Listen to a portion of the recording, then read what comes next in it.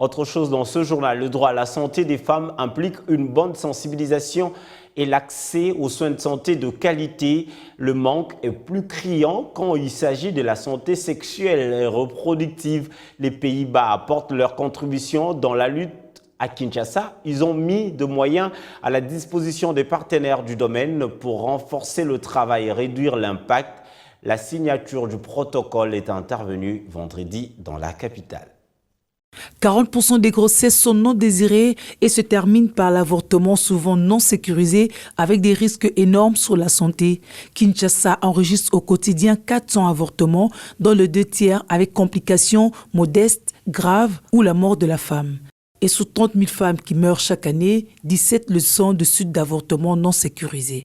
C'est un réel problème de santé et de bien-être de la femme, étouffé par les us et coutumes, mais réglementé par le protocole de Maputo, ratifié par la République démocratique du Congo. Les Pays-Bas, partenaire de la RDC, cerne bien le problème du pays et apporte une réponse en s'appuyant sur les organisations de lutte pour la santé sexuelle et reproductive.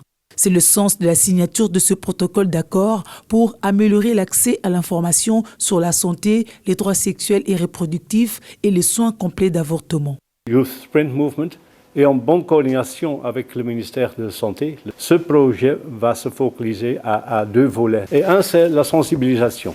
La sensibilisation sur les droits sexuels et reproductifs pour les hommes et les femmes ici à Kinshasa.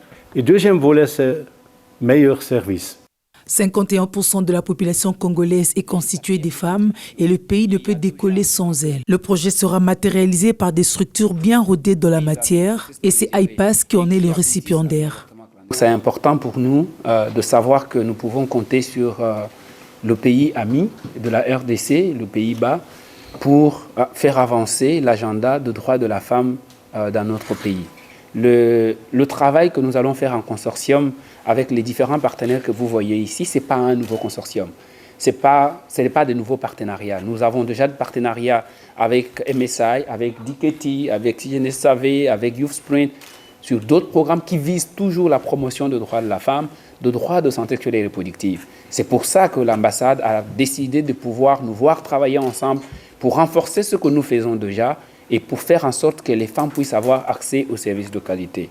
Chacun des partenaires a clairement défini sa participation dans cette sensibilisation sur le droit à la santé sexuelle et reproductive pour réduire les grossesses non désirées, renforcer les droits des femmes, mais aussi offrir l'information et le meilleur service sur l'avortement sécurisé, confère protocole de Maputo. Les partenaires ont alors 18 mois pour des résultats escomptés.